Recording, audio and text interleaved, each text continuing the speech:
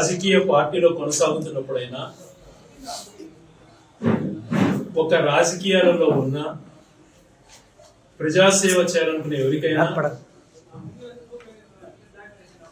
ఉండాల్సినటువంటిది హుందాతనము, రాజకీయాలను గౌరవించడం అంటుంది. ముఖ్యంగా ఈ పార్టీ కొన్ని పరిణామాలు చూసినప్పుడు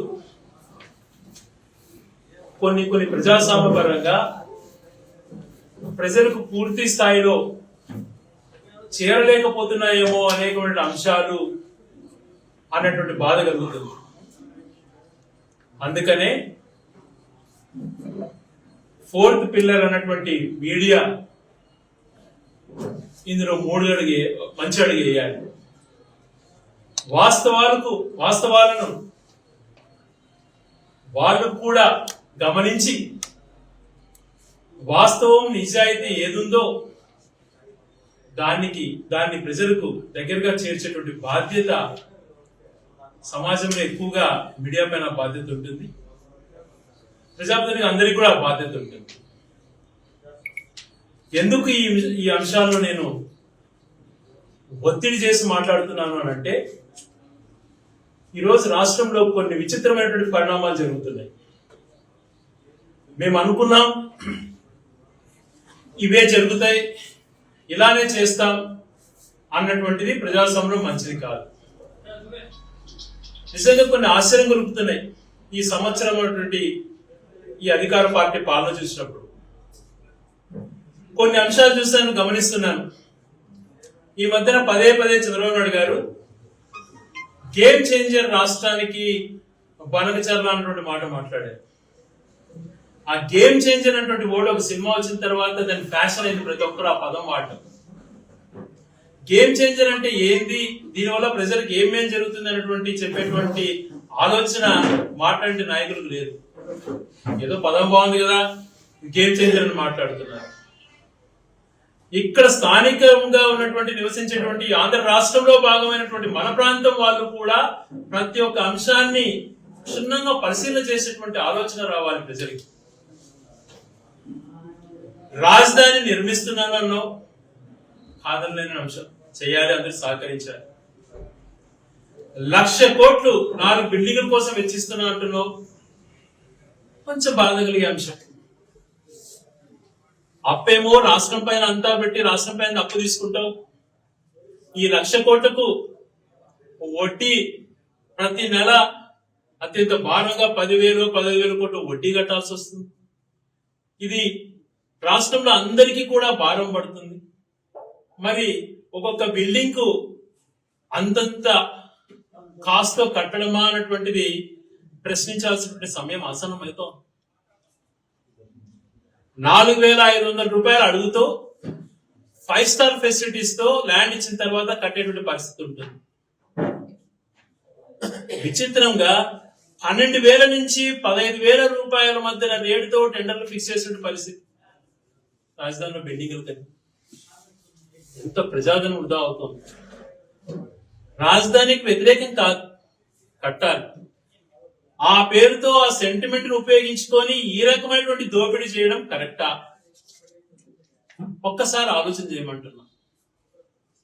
రెండోది, రాజధాని పైన 1,00,000 కోట్ల రూపాయలు అప్పులు చేస్తున్నావు, మా పరిస్థితి ఏంది అన్నటువంటి ఆలోచన మాకు కలిగి మేము ప్రశ్నించడం మొదలు పెడతానే రాష్ట్రానికి కాబోయేటువంటి గేమ్ చేంజర్ బనకచర్ల అని మాట్లాడుతున్నాడు. ఈ రోజు మా నాయకుడిని జగన్మోహన్ రెడ్డిని అనువనువున వ్యతిరేకించిన వ్యక్తి, నెవర్ జగన్ అగైన్ అనేటువంటి కాన్సెప్ట్ తో పోతున్నటువంటి వ్యక్తి అయినటువంటి రిటైర్డ్ డీజీపీ ఏపీ వెంకటేశ్వరరావు గారు చంద్రబాబు గారికి అత్యంత సన్నిహితుడు. ఆయనే ఒక వాదన లేవనెత్తాడు. ఎస్, ఆ వాదన ఖచ్చితంగా నేను కూడా ఏపీ వెంకటేశ్వరరావు గారిని సమర్థిస్తున్నాను. బనకచర్ల క్రాస్ అని చెప్పేసి 1,00,000 కోట్లు 85,000 కోట్ల రూపాయలతో టెండర్లు పిలుస్తానని మాట్లాడుతున్నావు కదా. బనకచర్ల క్రాస్ కు పోలవరం నుంచి తీసుకొచ్చి నీళ్లు 1,00,000 కోట్లు ఖర్చు పెట్టి వదిలితే ఇక్కడ కొత్తగా ఐకట్ ఏమన్నా పెరుగుతుందా అని అంటే సమాధానం లేదు. పోనీ ఐకట్ స్థిరీకరిస్తున్నావా అని అంటే సమాధానం లేదు. ఒక్కసారి ఆలోచన చేయండి. శ్రీశైలం ప్రాజెక్టు మనందరికీ ఒక దేవాలయం లాంటిది. ఆ ప్రాజెక్టు వల్లే రాయలసీమ కొత్త గొప్ప బతికేటువంటి పరిస్థితి. 6,000 క్యూసెక్లు అక్కడి నుంచి వస్తే మొత్తం చెన్నై వరకు నీళ్లు పోయించి రాయలసీమలో పంట పొలాలు పొందాల్సినటువంటి పరిస్థితి ఉండేది. మహనీయుడు డాక్టర్ వైఎస్ రాజశేఖర రెడ్డి దాన్ని 56,000 క్యూసెక్లకు చేయడంతో కొద్ది గొప్ప నీళ్లు మనం చూడడం మొదలుపెట్టాం. ఆ పోతిరెడ్డిపాడు 50,000 క్యూసెక్లకు 340 అడుగులు చేరేంత వరకు 240 అడుగులు చేరేంత వరకు పోతిరెడ్డిపాడుకు నీళ్లు వదలలేదు. ఆ ద్వారా రాయలసీమకు నీళ్ళు వచ్చే పరిస్థితి. పోయిన సంవత్సరం 9 నెలలు కూడా శ్రీశైలం అవుట్ఫ్లో వచ్చింది, అన్ని కూడా నీళ్లు పోయినాయి. నువ్వు నీళ్లు ఇవ్వాలి ఆశీర్వాదం, కానీ దానికి సరైనటువంటి ప్రణాళిక రూపొందించుకోకుండా మాట్లాడుతున్నాడు చంద్రబాబు నాయుడు గారు. ఆ 9 నెలలు శ్రీశైలం ఓవర్ఫ్లో 9 నెలలు కూడా పోతిరెడ్డిపాడు ద్వారా బనకచర్ల క్రాస్ నీళ్ళు వస్తాయి. ఆ బనకచర్ల క్రాస్ ఏదైతే ఉంటుందో అది 3గా డివైడ్ అవుతుంది. రైట్ వచ్చి జిఎన్ఎస్ఎస్ అంటాం, గాలేర్నగిరి కాలువ, మధ్యలో ఎస్కేప్ ఛానల్ అంటాం, కేసీ కెనాల్ ఇట్లా పోతుంది. లెఫ్ట్ వచ్చేసి లెఫ్ట్ కెనాల్ ఏదైతే లెఫ్ట్ సైడ్ పోతుందో బనకచర్ల ఇంకొక పక్కకు వెలుగోడు బ్రహ్మం సాగర్ ద్వారా చెన్నైకి నీళ్లు పోతాయి.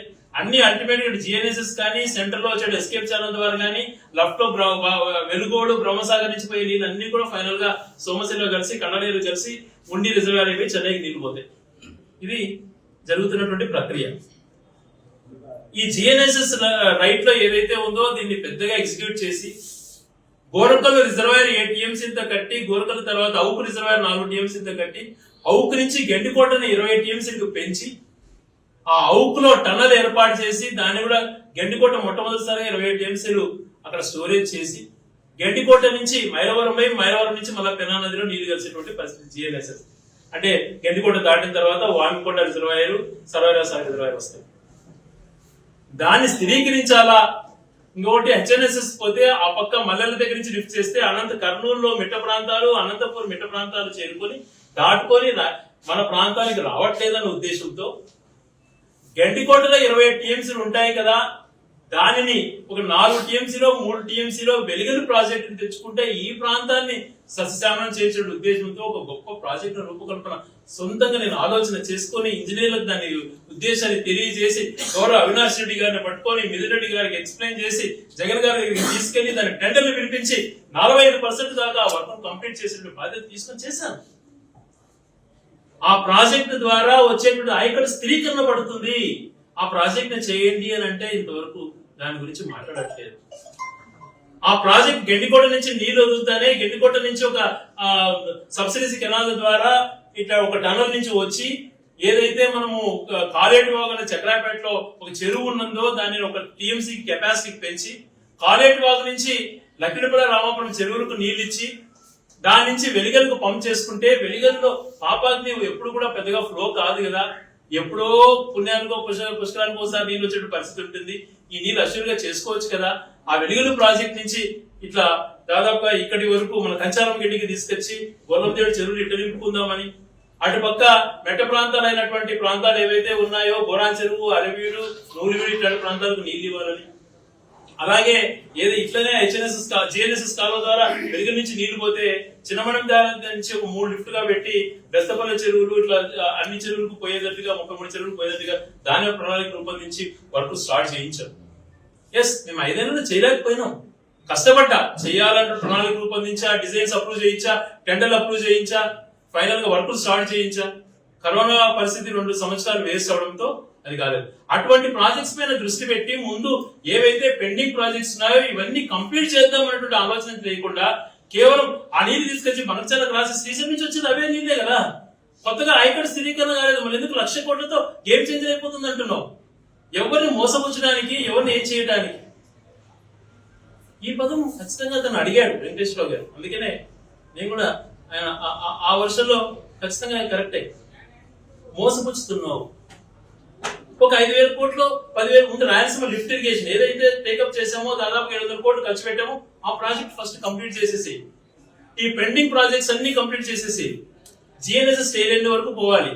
ఏదైతే మధ్యమడుగు రిజర్వాయర్ పెండింగ్ ఉంది, ఎర్రగొండ చింతకొండ దగ్గర పెండింగ్ ఉంది, మాకు రావాల్సినటువంటి నీళ్ళు ఇవన్నీ కూడా నువ్వు 83,000 కోట్లు అవసరం లేదు. ఇవన్నీ ఒక 500 కోట్లు 600 కోట్లు ఖర్చు పెట్టి అయిపోయే ప్రాజెక్ట్.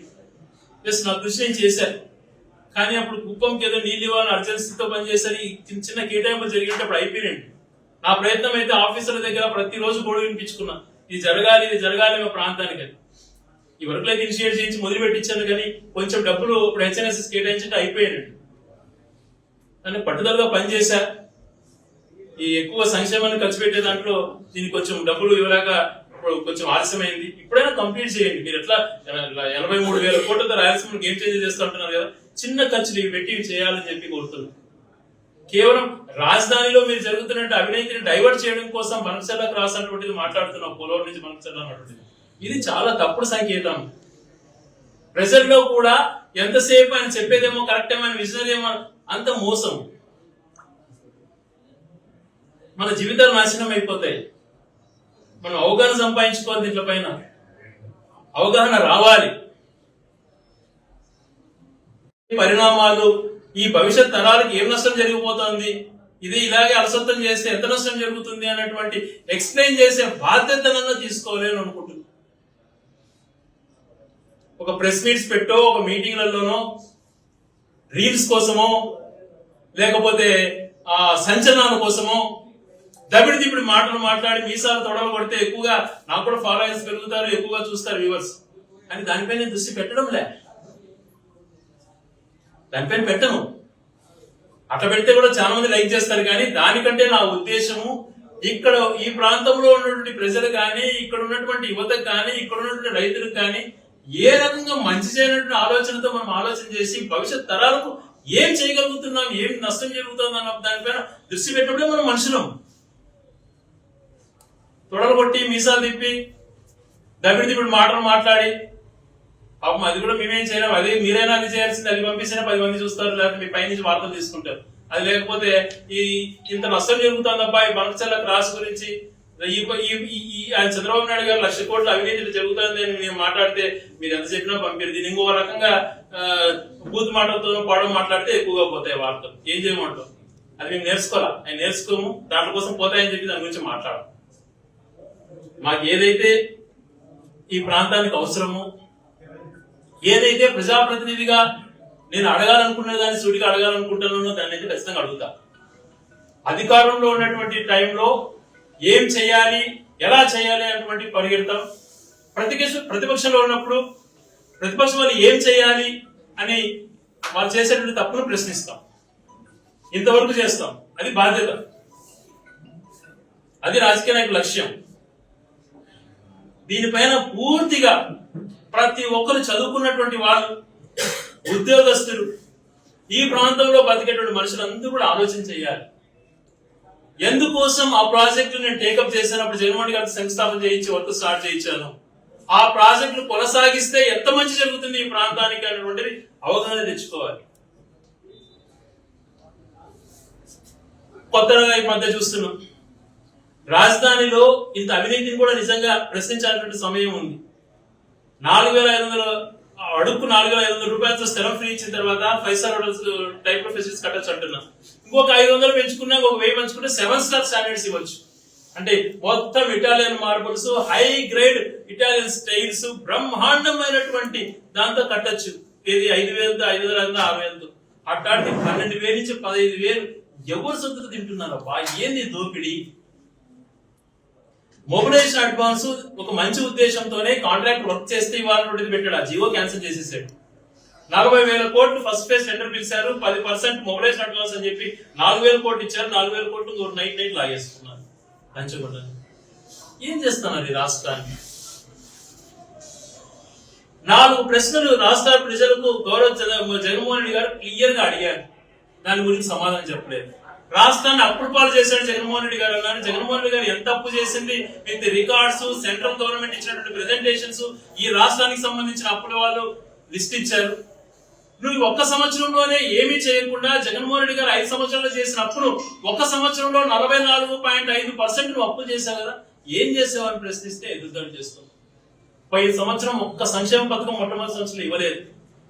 ఒక సంవత్సరం దాటిన తర్వాత మనం ఒక అమ్మఒడి ఇచ్చారు తప్పితే మొదటి సంవత్సరంలో ఏ రైతుకు రైతు భరోసా లేదు, మహిళలకు 1,000 లేదు, ఉచిత బస్సు లేదు, ఫీజు రియంబర్స్మెంట్ లేదు, తల్లికి వందనం లేదు, ఏమీ లేవు మొదటి సంవత్సరం. కానీ 1,50,000 కోట్లు అప్పు చేశారు. దాని గురించి సమాధానం చెప్పు అంటే లేదు. గత 5 సంవత్సరాలలో కరోనా ఉన్నా కూడా జిఎస్టీలు కానీ రాష్ట్ర ఆదాయం పెరిగింది, నువ్వు వచ్చినటువంటి సంవత్సరంలో రాష్ట్ర ఆదాయం తగ్గింది ఎందుకని ప్రశ్నిస్తే సమాధానం లేదు. ఎందుకయ్యా మొట్టమొదటి సంవత్సరం నువ్వు ఆ మహిళలకు ఇస్తాను 10,000 ఎగరగొట్టావు, నిరుద్యోగ వృత్తి ఎందుకు ఎగరగొట్టావు, 50 సంవత్సరాల పెన్షన్ ఎందుకు ఎగరగొట్టావు అంటే అవన్నీ మాటలు తప్పించి జగన్మోహన్ రెడ్డి రపరపా అన్నాడు అని చెప్పి అది 1.5 సంవత్సరం 1.5 గంట ఆయన మాట్లాడి ప్రజల కోసం ఎక్స్ప్లెయిన్ చేసి పక్కకు పనిచ్చి రపరపానే కావాలంటారు. ఈ రపరపలో ఏముందో నాకు తెలియదు. ఎందుకు ఇలా ప్రజలు తప్పు దూరం పట్టించేది? ఇది బాధ్యతనా? భూతాలను చంపేస్తాం, భూతం ఏంటిదే? నీకు పరిపాలన ఇచ్చేంత మెజారిటీతో పరిపాలన చేసి మంచి చేయవా అంటే జగన్మోహన్ రెడ్డి గారిని రానేను, తొక్కి పడేస్తాను. నువ్వెవరు తొక్కడానికి? ప్రజల మనసులో ఉన్నప్పుడు నువ్వెవరు తొక్కడానికి? గత 50 సంవత్సరాల నుంచి రాజకీయాలు క్షుణ్ణంగా పరిశీలన చేస్తే ఎవరేమనుకుంది జరగదు.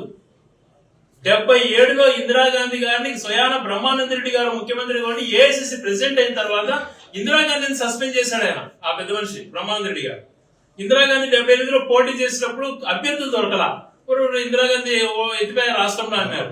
ఎలక్షన్ జరిగితే ఆయన అనామకు టికెట్ ఇచ్చినా కాంగ్రెస్ స్వీప్ చేసి పడేసింది.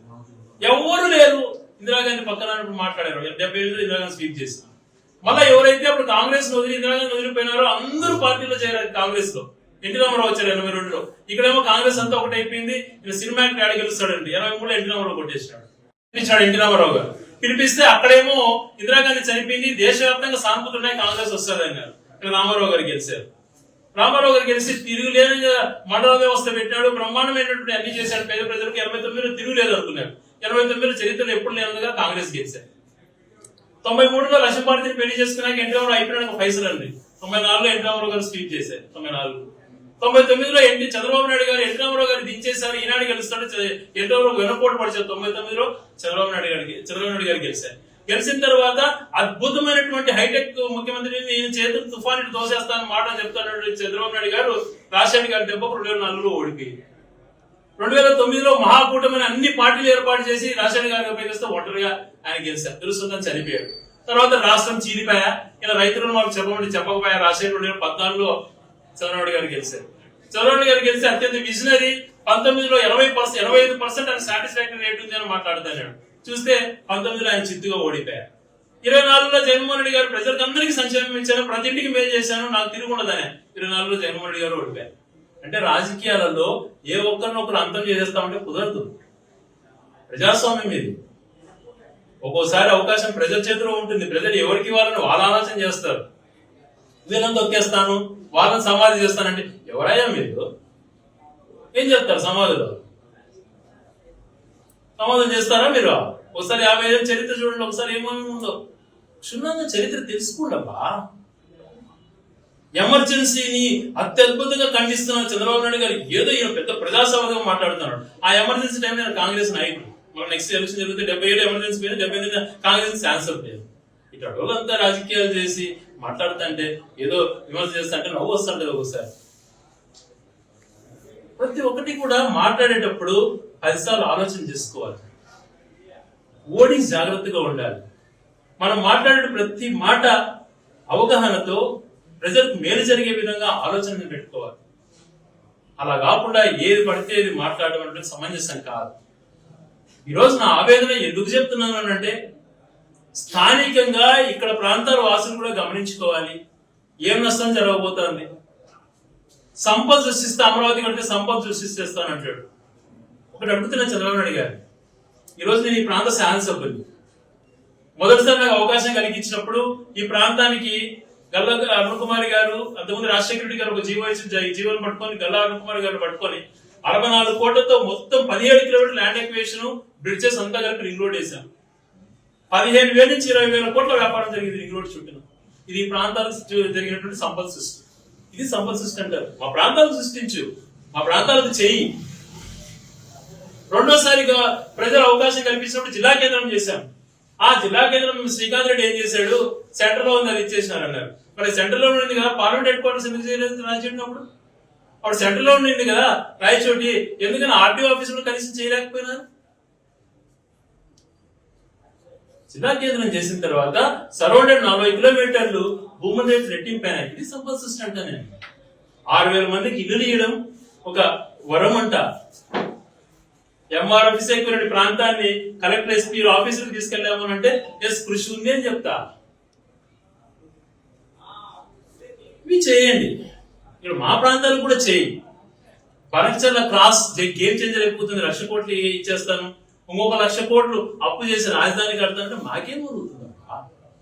కట్టు, రాజధాని కావాలా? దానికి ఇంత దోపిడీ అవసరం లే. ఎంత లిమిటేషన్స్ తో కడతావు? ప్రజా సొమ్ముని ఎలా మనం దుర్వినియోగం కాకుండా కాపాడుతాం?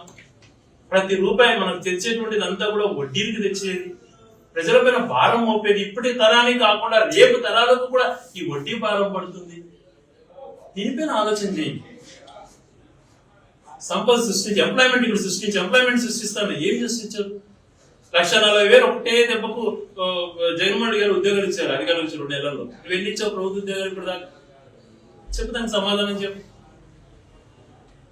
అంత ఇంత స్థితివంతంగా గ్రామానికి 10 మందో 20 మందో రాయచూరు నిజాకర్గంలో 2,000 మంది వాలంటీర్లకు 5,000 జీతం వచ్చేది. ఏదో ఒక కుటుంబానికి బతికినారో లేదో వచ్చేది. నువ్వు అట్లా ఏ సాయం చేసి యువత?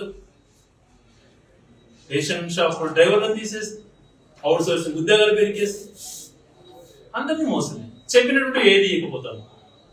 3,000 ఇవ్వకపోతే ఉద్యోగ నిరుద్యోగ వృత్తి 50,000 పెన్షన్ ఎగిరిపోయా. ప్రతి మహిళ 10,000 ఎత్తేస్తే చెబుతా. ముందు ఏదో పాపం అంతా ఇంత డబ్బులు వస్తాను మహిళ అది లేకపోతే కరెక్ట్ విద్యా దీవెన వసతి దీవెన కూడా లేదు.